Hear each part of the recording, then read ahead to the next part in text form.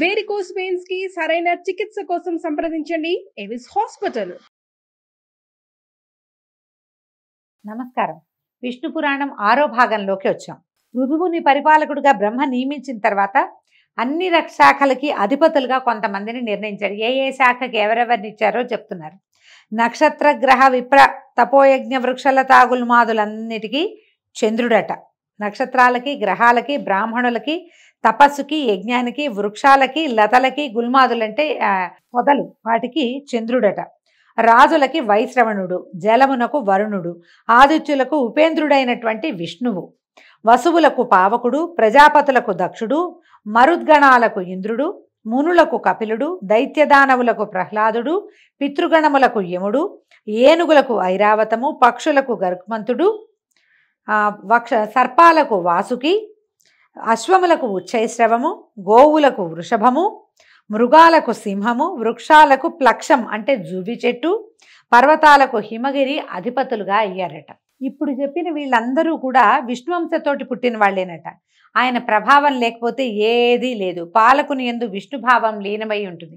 మనం ఇప్పటికీ ఏవైనా కొన్ని కథలు చెప్పేటప్పుడు చెప్తాం, నా విష్ణు పృథివీపతి అని. రాజులు ఎవడైతే పాలకుడుగా ఉంటాడో అతను విష్ణువంశ సంభూతుడుగా అయి ఉంటాడు. ఇప్పుడు పాలకులు లేరు కాబట్టి అధికారులను కూడా అలాగేనని ఒక గ్రూపుకి అధిపతి ఎవడైతే ఉన్నాడో అతని యందు విష్ణువు యొక్క వ్యాపనశీలకత్వం అత్యంత సహజంగా ఉంటుందన్నమాట. కాలము, చరాచరాత్మకమైన జగత్తు, మంత్రతంత్రాలు, యాగాదులు, గురువు, దేవతలు, కర్మజ్ఞానేంద్రియాలు సమస్తము విష్ణు రూపమని తెలుసుకో. అలాగే వేదాలు, ఉపనిషత్తులు, శాస్త్రాలు, ధర్మశాస్త్రాలు, పురాణాలు, అనువాకాలు, కావ్యాలు, సంగీతాది విద్యలు, మూర్తామూర్తాలు ఆ పురుషోత్తముని యొక్క మూర్తి భేదాలని గ్రహించు. వీటన్నిట్లలోనూ అంతర్లీనముగా విష్ణువంశే ఉంటుందట. మైత్రేయ, ఈ పురాణ కథ చదివినా, ఎన్నో వ్రతాలు, కార్తీక స్నానాలు, పుణ్యక్షేత్ర దర్శనము చేసిన పుణ్యఫలం వస్తుంది. చదివినా వినినా కూడా మనకు అద్భుతమైన ఫలితం లభిస్తుంది అని చెప్పగా మైత్రేయుడు ఆనందంతో నమస్కరించి, గురుదేవ ధన్యుడను, ఒక మనవి, ఉత్తానపాదుని అన్వయ కథ చెప్పావు అంటే ఉత్తానపాదుని కుమారుడు ధ్రువుడు అవి కథ చెప్పుకున్నాం కదా. ఆ ప్రియవ్రతునికి అతని కొడుకులకి సంబంధించిన రాజా చరిత్ర కూడా వినాలనుంది, అది చెప్పమంటే అప్పుడు చెప్తున్నారు. ఏంటి, స్వయంభువనందనుడైన ప్రియవ్రతుని భార్య కుక్షి, ఆమె కర్దమ ప్రజాపతి యొక్క కుమార్తె. ఆ దంపతులకు 10 మంది కొడుకులట. వీళ్ళెవరెవరు? ఆగ్నేధ్రుడు, మేధాతిథి అని ఆయన ఋషిగా కనపడతాడండి మనకి. వపుష్మంతుడు, జ్యోతిష్మంతుడు, ద్యుతిమంతుడు, హవ్యుడు, సవనుడు, మేధుడు, అగ్నిబాహుడు, పుత్రుడు, వీళ్ళందరూ వీళ్ళ యొక్క సంతానం. అయితే వారిలో మేధుడు, అగ్నిబాహుడు, పుత్రుడు వీళ్ళు ముగ్గురు పూర్వజన్మ స్మృతి కలిగిన వారై విరక్తులై యోగనిరతులై భూమి నుంచి వెళ్ళిపోయారట. మిగిలిన 7 కుమారులలో ఆగ్నేధ్రుడికి జంబూద్వీపము, మేధాతిథికి ప్లక్షద్వీపము, వపుష్మంతునకు శాల్మలి, జ్యోతిష్మంతునకు కుశద్వీపము, ద్యుతిమంతునకు క్రౌంచద్వీపము, హవ్యునకు శాఖద్వీపము, సవనునకు పుష్కర ద్వీపము ఇచ్చి రాజ్యాభిషిక్తుల్ని చేశాడు. వాళ్ళు ఇంద్రమిత్రులై సప్తద్వీపాలను ఎదురులేని పరాక్రమంతో ధర్మ మార్గాన పరిపాలించారు. సప్తద్వీపా వసుంధర అని చెప్తారు. భూమి ఈ 7 ద్వీపాలుగా ఉంది. ఈ మనం చెప్పుకున్నటువంటి ద్వీపాలన్నీ కూడా అవేనమాట, దానికి సంబంధించినవి. జంబూద్వీపాధిపతి అయిన ఆగ్నేధ్రుడికి 9 మంది కుమారులు. మనం జంబూద్వీపంలో ఉన్నాం. భరతఖండే మేరోడ్ దక్షిణ దిగ్భాగే అని చెప్పుకుంటాం సంకల్పంలో కదా. జంబూద్వీపం మనం ఉన్నది. దీనికి నాభి, కింపురుషుడు, హరివర్షుడు, ఇలావృతుడు, రమ్యుడు, హిరణ్వంతుడు, కురుడు, భద్రాశ్వుడు, కేతుమాలుడు అని ఇంతమంది కుమారులు ఉన్నారట. 9 మంది. ఆ తండ్రి జంబూద్వీపాన్ని 9 భాగాలుగా చేసి ఇప్పుడు ఈయనేం చేశాడు, తనకి లభించినటువంటి జంబూద్వీపాన్ని మళ్ళీ 9 భాగాలుగా చేసి వరుసగా వీళ్ళని రాజుల్ని చేశాడు. తర్వాత ఏం చేశాడు, సాలగ్రామ తీర్థానికి వెళ్ళి తపస్సు చేయటం మొదలుపెట్టాడు. ఆ కొడుకులు పాలించేటువంటి నవఖండాలు, 9 ముక్కల భూభాగాలు వారి పేర్లతోటే వర్ష సంజ్ఞలు కలిగినవి అయ్యాయి. దాంట్లో ఏమిటి, నాభి హిమగిరికి దక్షిణ భాగంగా ఉన్న భూమికి అధిపతి అయ్యాడు. అతని కొడుకు వృషభుడు. అతనికి 100 కొడుకులు. వాళ్లలో పెద్దవాడు భరతుడు. ఆ భరతుడు భూపతి అయి శత్రుభంజనుడు, ప్రజానురంజనుడై భూమిని పరిపాలించి ఇంద్రునకు పరమ ప్రేమాస్పదుడై యజ్ఞాలు సురనర ప్రీతిగా చేసి పూర్వుల కీర్తికి మిన్నగా కీర్తినార్జించాడు. వాని పేరుతోటి నాభివర్షం భరతఖండంగా ప్రసిద్ధమైంది. వాని తండ్రి భూభారమంతా కొడుకు మీద ఉంచి తపశ్చర్య కోసం పులహాశ్రమానికి వెళ్ళిపోయాడట. చిరకాలము రాజ్యాన్ని పాలించి కొడుకైనటువంటి సుమతిని అతని పట్టాభిషిక్తుని చేసి సాలగ్రామ క్షేత్రానికి వెళ్ళాడు. పతిని ఆరాధించి తనుత్యాగం చేసి లక్ష్మీపతిని ఆరాధించి తనుత్యాగం చేసి మలి జన్మలో బ్రాహ్మణుడుగా పుట్టాడట. భరతనందనుడైన సుమతికి కలిగిన సుతుడు ఇంద్రద్యుమ్నుడు. అలాగా భరత వంశం విస్తరించిందట. ఈ ఇంద్రద్యుమ్నుడి కథ మనం నాడీజంగుడు కథ ఆ కథల్లో చెప్పుకుంటా ఉంటాం. ఇంద్రద్యుమ్నుడు ఎన్నో యజ్ఞాలు యాగాలు చేశాడని, అతను అపారమైన కీర్తిని ఆర్జించాడని చెప్పుకుంటాము. ఈ పరాశరుడు చెప్తే ఇప్పుడు ఇక భూమండల వైశాల్యము, సప్తద్వీప చరిత్ర, నదీసాగర పర్వత విస్తార విషయము, సురాసుర గంధర్వ నగర వృత్తాంతము తెలుసుకోవాలని ఉంది. అవన్నీ చెప్పమని అడిగితే ఇప్పుడు ఈ గురువుగారైన పరాశరుడు శిష్యుడైన మైత్రేయుడికి ఇలా చెప్తున్నాడు. సమగ్రంగా చెప్పడం చాలా సమయం పడుతుంది ఆయన, సంగ్రహంగా చెప్తాను, మొత్తం చెప్పను, కొంచెం బ్రీఫ్గా చెప్తానన్నారు. ఏమట, సప్తద్వీపాలకి 7 ద్వీపాలకు చుట్టూ లవణ, ఇక్షు, సుర, సర్పి, దధి, క్షీర జల సముద్రాలు ఉన్నాయి. అవి ఒకదానికంటే ఒకటి 2 ఇంతలు విస్తీర్ణాలు. ఈ ద్వీపాలకు నడుమ ఉన్నదే జంబూద్వీపం. దాని మధ్యనున్నది మేరు పర్వతం. అది యక్ష, కిన్నర, గంధర్వ, తాపస దేవతల నివాసంగా చెప్పదగింది. దానికి దక్షిణంగా హిమగిరి, హేమకూటము, నిషధ పర్వతము తూర్పు పడమర దిక్కులకు వ్యాపించి సమున్నతాలుగా ఉన్నాయి. నీలాచలము, వెండికొండ మేరు పర్వతానికి చెప్పవలసినటువంటి శిఖరాలట. ఒక్కొక్క పర్వతం 2000 యోజనాల విస్తీర్ణం, ఔన్నత్యం కలవయి దక్షిణోత్తర భాగాలలో ఉంటాయి. తూర్పున దేవకూటం, పడమటన జఠర పర్వతం ఉన్నాయట. మేరు పర్వతానికి దక్షిణ భాగంలో భారత కింపురుష హరివర్షములు, ఉత్తరాన రమ్యక హిరణ్మయ కింపురుష వర్షములు, తూర్పున భద్రాశ్వ వర్షము, పడమటను కేతుమాలా వర్షము, వాటి నడుమున ఇలావృత్త వర్షము ఉన్నాయి. పాతకాలపు పేర్లు కదా, వీటన్నిటిని నిరూపించగలిగే సామర్థ్యం అయితే మనకి పెద్దగా లేదండి. ఏదో ఒకటి ఎరా కొన్ని ప్రాంతాలే తెలుస్తాయి. హిస్టారికల్గా తెలిసిన ప్లేసెస్ని మనం ప్రస్తుతం ఉన్న పేర్లు చెప్పుకోగలుగుతాం. ఇవి పురాతనపు పేర్లు కాబట్టి అవి ఎలా ఉన్నాయో యథాతథంగా అలాగే చెప్పుకుంటున్నాం. మేరుగిరికి తూర్పున మందరగిరి, దక్షిణాన గంధమాదనము ఉన్నాయి. మందరము పేరు మనకు తెలుసు, గంధమాదన పర్వతము మనకు తెలుసు. దాని శిఖరము నందు రావి, నేరేడు, కడిమి, మర్రి చెట్లు జెండాల్లాగా దుబ్బుగా ఎత్తుగా పెరిగిన ఉంటాయి. జంబూ వృక్షం పేరుతోటే ఆ ద్వీపానికి ఆ పేరు ప్రసిద్ధమైంది. దాని ఫలాలు ఏనుగంతలేసి ఉంటాయట. జంబూ ఫలాలంటే నేరేడు పళ్ళు అండి. ఆ పళ్ళు హేమకూటాచలం సానువలలో పడి చితికి రసం కారుతూ ఉంటుందట. ఆ ప్రవహిస్తుందట. అది మేరుగిరి చుట్టూతా కమ్మి ఉంటుంది. ఆ ప్రవాహాన్నే జాంబూనదం అని పేరుంది. ఆ ఫలరసం తాగుతూ అక్కడ ఉండేవారికి ఎలాంటి రోగాలు రావు. జాంబూనదం అంటే బంగారం అనే అర్థం కూడా ఉందండి. ఇంకా ఈ ముసల్తనం రాదుట, రోగాలు రావట, దేవతలకు సాటిగా సుఖజీవులు అవుతారట. ఇంకా విశేషం ఏంటంటే ఆ ఫలరసం తాకిన మన్ను బంగారం అవుతుంది. అందుకనే బంగారానికి జాంబూనదం అనే చక్కటి పేరు కూడా ఉంది. చైత్రరథము, గంధమాదనము, వైభ్రాజితము, నందనము అనే ఉపవనాలు, అరుణాధర మహాపద్మనీలోదక మానసములు అనేటువంటి సరస్సులు మేరుగిరికి తూర్పు మొదలుగా 4 దిక్కులుగా ఉండి దేవతలకి అనుభవాలుగా ఉన్నాయి. వాళ్ళ దేవతలు తిరుగుతారట అక్కడ. అలాగే ఆ బంగారు కొండకు నలుదిక్కులా గొప్ప పర్వతాలు ఉన్నాయి. అలాంటి మేరు పర్వతం మీది దేవరాజధాని 14,000 యోజనాల వైశాల్యంతో సువర్ణరత్న స్థగిత గోపుర భవనాలతో త్రిజగన్నుతమై ఉన్నది.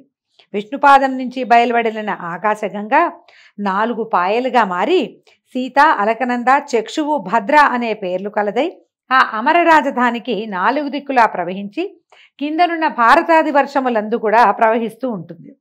వాసుదేవుడు భద్రాశ్వ వర్షమునందు హయగ్రీవ రూపంతోనూ, భారత వర్షమున కూర్మ రూపంతోనూ, కేతుమాలా వర్షంలో వరాహ రూపంతోనూ, కురు వర్షంలో మత్స్య రూపంతోనూ, తక్కిన వర్షములందు వివిధ రూపాలతోనూ భగవంతుడు స్వరూపాన్ని మార్చుకుని ఉంటాడట. అలాంటి కింపురుషాది వర్షములందు ఉన్నవారికి శోకము, ఆయాసము, ఉద్వేగము, దీపనము అనేవి ఉండవు. చిరంజీవులై సుఖ సంతోషాలతోటి ఉంటారు. భారతవర్షమునందు ప్రత్యేకించి కులపర్వతాలు, మహానదులు చాలా ఉన్నాయి. హిమగిరి నుంచి దక్షిణ సముద్రం వరకు 9,000 యోజనాల విస్తీర్ణం కలదే భారతవర్షం ఉంది. మనం చెప్పుకుంటాం కదా మన దేశం గురించి. అది కర్మభూమిగా ప్రసిద్ధమైనది. పుణ్యాత్ములకు స్వర్గమోక్షప్రదం. మునులు, సురలు భారతవర్షమునందు నివసించాలని కోరుకుంటారు. జప, తపోదాన యజ్ఞాదులు యథాశక్తిగా చేసి తాము కోరే పుణ్యలోకాలు చేరడానికి భారతవర్షమే ప్రధాన పీఠం. అందుకే ఇది కర్మభూమి, ఇది కర్మభూమి, వేదభూమి లాంటి మాటలు వింటూ ఉంటాం. మన దేశం యొక్క గొప్పతనాన్ని పురాణంలో చదువుకోవటం చాలా సంతోషకరమైన విషయం అండి. మలయము, మహేంద్రము, శుక్తిమంతము, వింధ్యము, పాఠ్యాంత్రము, వృక్షము, సహ్యగిరి అని ప్రసిద్ధములైన కులపర్వతాలు భరతఖండానికి భవ్యాలంకారాలు. ఇప్పుడు మనకు తెలుసు, వింధ్య తెలుసు, సహ్యాద్రి తెలుసు, ఇవన్నీ మనకి తెలిసినవే కదా. మహేంద్ర తెలుసు, అయితే మలయ కూడా తెలుసు మనకి. శతద్రు, చంద్రభాగ అనే నదులు మహేంద్ర పర్వతం నందు, వేదస్మృత్యాదులు పారియాత్రమునందు, నర్మదాదులు వింధ్యమునందు, తాపి, పయోష్ణి, నిర్వింధ్యాదులు వృక్షమునందు, గోదావరి, భీమరథి, కృష్ణవేణ్యాదులు సహ్యాద్రియందు, తామ్రపర్ణి, కృతమాలాదులు మలయ పర్వతమునందు, ఋషికుల్యాదులు శుక్తిమంతమునందు ప్రభవించాయి. ఇవన్నీ ఇక్కడ పుట్టినాయి. ఏ నది ఎక్కడ పుట్టిందో మనకు తెలుసండి. నదీ ప్రాంతాలు మనకు తెలుసు కదా. గోదావరి ఎక్కడ పుట్టింది, కృష్ణ ఎక్కడ పుట్టింది, త్రివేణి సంగమం ఎక్కడ జరుగుతోంది, గంగా నది ఎక్కడ భూమి మీద పడింది, ఇవన్నీ సరస్వతి నది ఎక్కడ మాయమైంది, ఇవన్నీ కూడా మనం హిస్టారికల్ ప్లేసెస్ కానీ చాలా గుర్తుపడుతున్నాం, మనకి తెలుసు స్పష్టంగానే. ఇలా ఎన్నో పుణ్య నదులు ఉన్నాయి మనకి. భారతవర్షానికి 4 వైపులా 1000 యోజనాల విరివితో 9 ద్వీపాలు ఉన్నాయి. ఇలాంటి నవద్వీపాలు, మహానదులు, కులపర్వతాలు భారతవర్షమునందు తప్ప ఇంకా ఏ వర్షమునందంటే ఏ దేశమునందు లేవు, మనకే ఉన్నాయి ఇవన్నీ. ఈ విధంగా భారతవర్షము కర్మభూమి, పుణ్యభూమి అయింది. మిగిలినవన్నీ భోగభూములు మాత్రమే. ఇదొక్కటే కర్మభూమిగా చెప్పబడుతోంది. జంబూద్వీపం 1,00,000 యోజనాల పరిణామం కలది. దానికి చుట్టూ ఉండేది లవణ సముద్రం, ఉపసముద్రమే మనకు తెలిసిందే. ఈ లవణ సముద్రానికి ఆవల ఉన్నది ప్లక్షద్వీపం. అది 2,00,000 యోజనాల పరిణామం కలది. ఆ ద్వీపానికి ప్రభువు మేధాతిథి. అతనికి 7 కుమారులు. భుజబలానికి, రూపరేఖ వైభవానికి వాళ్లే సాటట. తండ్రి ఆ ద్వీపాన్ని 7 భాగాలుగా విభజించి వాళ్ళని ప్రభువుల్ని చేశాడు. అయితే ఆ భాగాలకి వాళ్ళ పేర్లే వచ్చాయట. ఇవేమిటట? శాంత, హయ, శిశిర, సుఖోదయ, నంద, శివ, క్షేమక, ధ్రువ వర్షాలని వాటికి పేరు. ఈ వర్షాలలో అంటే ఈ దేశాలలో ఉన్నటువంటి నరులు, సురలు కలిసి సోదరులాగా జీవించేవాళ్ళు. వాళ్ళకి ఏ రోగాలు, ఎలాంటి బాధలు ఉండవు. కారణం ఏంటంటే ధర్మానికి పెట్టింది పేరుగా ఆ భూభాగంలో ఉన్నటువంటి నరులు, మానవులు ఉండేవాళ్ళట. ఈ ప్లక్షం అంటే జువి చెట్టు, ఆ ద్వీపానికి పేరు తెచ్చింది. జువి చెట్లు ఎక్కువ ఉంటాయన్నమాట. విష్ణువు చంద్రరూపుడై ఆ ద్వీపంలో భాసిస్తూ ఉంటాడు. ప్లక్షద్వీపానికి ఆవల ఉన్నది ఇక్షు సముద్రం. ఇక్షు అంటే మన చెరుకు రసం అండి. ఇక్షు అంటే చెరుకు కర్ర, చెరుకు గడని ఇక్షు అంటారు. అది 1,00,000 యోజనాల వైశాల్యం కలిగింది. ఇక్షు సముద్రానికి ఆవల ఉన్నది శాల్మలి ద్వీపం. ఈ శాల్మలి ద్వీపం అంటే, శాల్మలి అంటే బూరుగ చెట్టు. మనం పత్తిలు తీస్తాం చూడండి, దిళ్ళు అవి చేసుకుంటాం, తలగడలు చేసుకునేటువంటి ఆ పత్తి వచ్చే చెట్టుని బూరుగ చెట్టు అంటారు. అది పొడుగ్గా పెరుగుతుంది, కాయలన్నీ రాలుతూ ఉంటాయి. అక్కడ అవి ఉండుంటాయి. బహుశా శాల్మల ద్వీపం అంటారు. దాని విరివి, దాని నిడివెట 4,00,000 యోజనాలట. దాని ప్రభువు వపుష్మంతుడు, అతనికి సుతులు 7. మనకి ఈ ద్వీపాలన్నీ ఇప్పుడు ప్రత్యక్షంగా ఏం తెలియదండి, మనకు తెలిసినవి కాదు. ఆ కాలంలో ఎలా ఉన్నది అని అతను అడగటం వల్ల పురాణంలో ఉన్న విషయమే చెప్పుకుంటున్నాం. శ్వేతహరితులు, జీమూతరోహితులు, సుప్రభుడు, వైద్యుతి, మానసుడు అని వాళ్ళ పేర్లట. శాల్మల ద్వీపం 7 భాగాలయ్యి వాళ్ళ ప్రభువులుగా వాళ్లే ఉండి వాళ్ళ పేర్లతోటే అవి చిన్న చిన్న దేశాలుగా మారినాయి. వాటి మధ్యలో కుముదము, ఉష్ణము, వలాహకము, ద్రోణము, మహిషము, కంకము, కకుద్వంతము అని కులపర్వతాలు ఉన్నాయట. అక్కడ కులపర్వతాలు ఆ ప్రాంతానికి 7 అద్భుతమైనటువంటి పర్వతాలు ఉన్నాయి. వాటి మధ్యలో ఎంచి 7 నదులు కూడా పుట్టాయట. విష్ణువు వాయురూపుడుగా ఆ ద్వీపంలో ఉంటాడట. ఆ శాల్మల వృక్షం 1100 యోజనాల ఔన్నత్యం కలదై ఆ ద్వీపానికి తన పేరు కలిగించింది. చాలా పెద్ద శాల్మల వృక్షం ఉండటం వల్లే శాల్మల ద్వీపం అని పేరు వచ్చిందట. అది ఇంత పెద్దది. ఆ ద్వీపానికి చుట్టూతా ఉన్నది సురా సముద్రం అట. సుర అంటే కళ్ళు, మనం అలాగే చెప్పుకోవాలి. అయితే ఆ సముద్రానికి అవతల ఉన్నది కుశద్వీపం. ఆ ద్వీపాన్ని జ్యోతిష్మంతుడు తన కొడుకులు 7 విభజించిస్తే దానికి కూడా వాళ్ళ పేర్లు వచ్చినాయట. ఆ భాగాలలో మందరము మొదలైనటువంటి పర్వతాలు ఉన్నాయి. ఆ పర్వతాల నుంచి శివ, విధూతపాప, పవిత్ర, సుమతి, పాపహర, హైమవతి, విద్యుదంభ అనేటువంటి 7 నదులు పుట్టాయి. దైత్యదానవులు, దేవగణాలు, ఆ వర్షమునందున్న నరులు కలిసిమెలిసి జీవిస్తారు. మహావిష్ణువు బ్రహ్మరూపుడై ఆ ద్వీపంలో ఉంటాడట. ఆ ద్వీపంలో ఆకాశమును తాకుతూ కుశస్తంభం ఉండటం వల్లే దానికి కుశద్వీపం అని పేరు వచ్చిందట. ఈ కుశద్వీపానికి అవతల ఉన్నది క్రౌంచ ద్వీపం. దాని చుట్టూతా ఉన్నది ఘృత సముద్రం అట. క్రౌంచ ద్వీపానికి చుట్టూతా ఘృత సముద్రం అంటే నేయు యొక్క సముద్రం ఉందిట. ద్యుతిమంతుడికి 7 కుమారులు ఉన్నారట. వాళ్ళకి ఆ ద్వీపాన్ని విభజించిస్తే అవి కూడా వాళ్ళ పేర్లతోటే ప్రసిద్ధి పొందాయి. క్రౌంచ ద్వీపానికి పొలిమేరలో 7 కొండలు ఉన్నాయట. క్రౌంచము, వామనము మొదలైన పేర్లు కలిగినవి. ఆ కొండల నుంచి ఖ్యాతి, కుముద్వతి మొదలైనటువంటి 7 నదులు వెలువడ్డాయట. విష్ణువు ఆ ద్వీపంలో రుద్రరూపుడుగా ఉంటారు. దాని తర్వాతదే శాఖద్వీపం, దాని చుట్టూతా ఉన్నది దధి సముద్రం. దధి అంటే పెరుగండి, పెరుగు సముద్రం ఉందట. ఆ ద్వీపాధిపతి హవ్యుడు తన ద్వీపమును కొడుకులు 7గురికి విభజించి ప్రభువుల్ని చేశాడు. వాళ్ళ పేర్లతోటి ఈ భాగాలు వచ్చినాయి. ఒక్కొక్క భాగంలో ఒక్కొక్క కులపర్వతము, ఒక్కొక్క నది ఉన్నాయట. ఆ ద్వీపాల యొక్క వాసులు ధర్మమూర్తులు, పరస్పర కలహము, పాపాలోచన లేని గుణవంతులు. ఆ ద్వీపనందు శ్రీహరి సూర్యరూపుడై యజ్ఞాలలో పూజలు అందుకుంటూ ఆ ద్వీపవాసుల్ని కాపాడుతూ ఉంటాడు. ఆ ద్వీపానికి అవతల ఉన్నదే క్షీర సముద్రం, దానికి సంబంధించి ఉన్నదే పుష్కర ద్వీపం. ఆ ద్వీపానికి సవనుడు అనేవాడు అధిపతిగా ఉన్నాడు. అతడు వీరయుక్తుడు, మహావీరధాతకుడు అనేటువంటి 2 కుమారులు ఉన్నారు అతనికి. దాన్ని ఏం చేశాడు, దీన్ని 2 భాగాలుగా చేసి సమంగా విభజించి ఈ కుమారులిద్దరిని దానికి ప్రభువుల్ని చేశాడు. ఈ 2 భాగాలకి మధ్యలో మానసోత్తరం అనేటువంటి కొండ ఉందట. అది 50,000 యోజనాల పొడవు, ఆకాశాన్ని తాకుతూ ఉంటుంది. సురసిద్ధ గంధర్వులకు నివాసము. ఆ ఇద్దరి పేర ఆ రాజ్యాలకు పుష్కరాలకు పేరు వచ్చిందట. ఆ రాజ్యాలకు వచ్చిందట్లా. ఆ పుష్కరాల ప్రజలు దేవతల్లాగా హాయిగా జీవిస్తారు. రోగాలు, శోకాలు, దుష్టగుణాలు, ముసలితనము లేని ధన్యజీవులుగా ఉంటారు. వాళ్ళు కోరిన వెంటనే షడ్రసోపతమైన భోజనాలు ఎక్కడికక్కడే సంభవిస్తాయట. 10,000 సంవత్సరాలు ఆయుర్దాయం కలిగిన వారుగా ఉంటారట. ఇక్కడ బ్రహ్మస్థానమైనటువంటి వటవృక్షం అంటే పెద్ద మర్రి చెట్టు ఉందట. విష్ణువు ఇక్కడ బ్రహ్మమూర్తిగా ఉంటాడు. దానికి దరిగా ఉండే సముద్రం జలార్ణవం. ఈ సముద్రానికి అవతల ఉన్న పర్వతాన్ని పేరు చక్రవాళమట. ఈ విధంగా బ్రహ్మాండమునందు సప్తద్వీపాలతో, సప్త సముద్రాలతో, నానా చరాచర భూతకోటితో భూమి ధాత్రి విధాత్రి అనే పేరుతో ఒప్పుతూ ఉంటుంది. దాని అధోభాగం నందు అతల వితల నితల గభస్తిమంత మహాతల సుతల పాతాళాలు అనేటువంటి లోకాలున్నాయి. అవి శుక్ల కృష్ణ అరుణ పీత శర్కర శైల కాంచన వర్ణాలు కలిగినటువంటి భూములు కలవై దైత్యదానవ సర్పనివాసాలుగా ఉన్నాయి. పాతాళ లోకాల పేర్లు చెప్తున్నారండి. అయితే ఒకప్పుడు నారదమునీంద్రుడు ఆ లోకాలను చూసొచ్చి నాకు చెప్పాడు ఆ వివరము. అవేంటంటే భాగ్యరేఖకి ఆ లోకాలతో పై లోకాలు సాటి కావు. ఏంటంటే విశేషం ఏంటంటే సూర్యుడు ఆ లోకాలలో మితిమీరిన వేడిగా వెలగడట. చంద్రుడు అతి తెల్లని వెన్నెల విరియడు. ఆశ్చర్యం కదా. ఆ కింద లోకాలకి ఏంటంటే అన్ని సంస్థితంగా ఉంటుంది. ఓసారి ఎండ ఓసారి చల్ల అలా ఉండదట. ఆ లోకాల రాజధానులన్నీ కూడా భవ్య శోభాభ సమానములయ్యి మేడలతోటి ఉంటాయి. అందున్న వారంతా అమూల్యములైన చీనాంబరాలతోటి మణికాంచన భూషణాలతోటి భాసిస్తూ ఉంటారు. అద్భుతంగా ఉంటారట వాళ్ళంతా. భక్ష్య భోజ్య లేఖ్య పానీయ చోష్యములు అతి మనోహరములుగా సుగంధ కర్పూర కస్తూరి పరిమళములతో భవనాలు దివ్యభోగాలుగా ఉంటాయి. అంటే ఆహారము అద్భుతమైంది, ఆహారం తర్వాత అనుభవాలు కూడా అత్యద్భుతమైనవి లభిస్తాయట. వేణు గానామృతంతో, మృదంగనాదంతో నాగకాంతలు వేడుకగా పాడుతూ ఉంటారు. పద్మ పరిమళంతో గండు తుమ్మెదల రొదలతోటి సరస్సులు ఉప్పొంగుతూ ఉంటాయి. అరపండిన ఫలవృక్షాలతోటి ఆ నాగకాంతల విహారారామాలు నిత్యనూతన వికాసంతో ఒప్పారుతూ ఉంటాయి. ఇవన్నీ మనకు ఎలా లభిస్తాయండి? ఓన్లీ కథల్లో మాత్రమే లభిస్తాయి. పాతాళ లోకం అత్యద్భుత లోకంగా ఒప్పారుతూ ఉంటుందని నారదుడు ఒకప్పుడు ఎప్పుడో పరాశరుడికి తెలియజేశారట. అయితే ఇక్కడ ఒక చిత్రమైన విషయం చెప్తున్నారండి. అలాంటి పాతాళానికి కింద అపర పురుషోత్తముడు అనంతుడు సమధికైశ్వర్యంతో విరాజిల్లుతూ ఉంటాడు. దైత్యదానవులు, దేవతలు, మునులు, సిద్ధసాధ్యులు ఆ అనంతుని ఉపాసిస్తూ ఉంటారు. ఆ అనంతదేవుని మహిమలను ఏ మహానుభావుడునూ వర్ణించలేడు.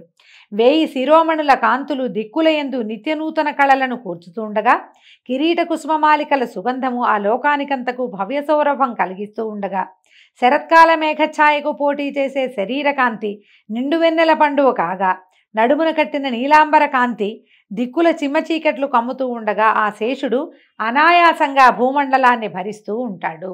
అనంతుడు అంటే సాక్షాత్ విష్ణు స్వరూపుడుగా ఉండేటువంటి ఆదిశేషువుని వర్ణిస్తున్నాడు. నీలాంబరధారిగా ఉంటాడు. ఆయన యొక్క 1000 శిరస్సుల యొక్క మణులు ప్రకాశిస్తూ ఉంటాయట. ఆయన ఉండటం వల్లే ముందే మనం చెప్పుకున్నాం కదా, ముందు పురాణ గాథలో ఏం చెప్పాము, విష్ణుమూర్తి అనంతుణ్ణి అంటే తన సర్పం తన శయ్యగా ఉండేటువంటి ఆదిశేషువుని భూమికి కాపలాగా కింద ఎత్తిపట్టి ఉంచేందుకు పాతాళంలో ఉంచాడు. ఆ పాతాళ లోకంలో కొలువై ఉన్నటువంటి ఆదిశేషు అయిన అనంతుడి గురించి చెప్తున్నారనమాట. ఇది అతని 2 చేతులలో ఆకాశగంగా ముసలము నాగలిగా 2 రూపాలతో ఉంటుంది. ఒక 2 రూపాల్లో ఉన్నది ముసలము నాగలి, ఈ 2 ఆకాశగంగే ఆ స్వరూపంలో కనపడుతుంది. ఈ అనంతుడికి ఒకప్పుడు కోపం వచ్చి ఊపిరి విడిస్తే దాని జ్వాల చరాచర ప్రపంచానికి ప్రళయాగ్ని జ్వాలగా అవుతుందట. అతడే ప్రళయ సమయం నందు రుద్రుడై జగాలను నశింపజేస్తాడు. మద్యపానము చేత మత్తెక్కి కన్నులు తిప్పుతూ పడగలు విప్పి భీకరముగా ఆడించాడంటే సురాసురాళితో ఉన్న లోకాలని ఉర్రు తొలుగుతాయి. ఎందుకంటే ఆయన భూమిని ఆపుకుని ఉన్నాడు కదా, ఆయన పడగలు కదిలినంటే భూమి అతలాకుతలం అయిపోతుంది. అలాంటి దివ్యశక్తి సంపన్నుడైన అనంతుడు సకల నదీనద సముద్ర పర్వత సహితము చరాచర జంతుయుతము 10 కోట్ల యోజనాల విస్తారము అయినటువంటి భూమండలాన్ని శిరస్సు మీద పూదండలాగా భరిస్తూ ఉంటాడు. ఇంత శక్తి అనంతుడికి కలిగిందంటే సాక్షాత్తు అది విష్ణు ప్రభావ శక్తి, ఆది విష్ణువు యొక్క ప్రభావ శక్తి అతనిలో ఉందన్నమాట. పుష్పసుగంధులైనటువంటి నాగకాంతలు ఆ అనంతునకు చందనపు పూత పూస్తున్నప్పుడు ఆ సుగంధవాయువులు రంజనములై ఎల్లడలా వ్యాపిస్తూ ఉంటాయి. గర్గుడ అనంతుని గురువుగా సేవించి జ్యోతిశాస్త్ర పద్ధతులను శకున శాస్త్ర విషయాలను నేర్చుకున్నాడు. గర్గాచార్యుడు అని చెప్పబడతాడు. ఆయన ఈ విద్యలన్నీ అనంతుడి దగ్గరే నేర్చుకున్నాడట. ఈ అనంతుడి వైభవ క్రమము రేపు ఉదయం తెలుసుకుందామండి. ఈ రోజుకి సెలవు. నమస్కారం.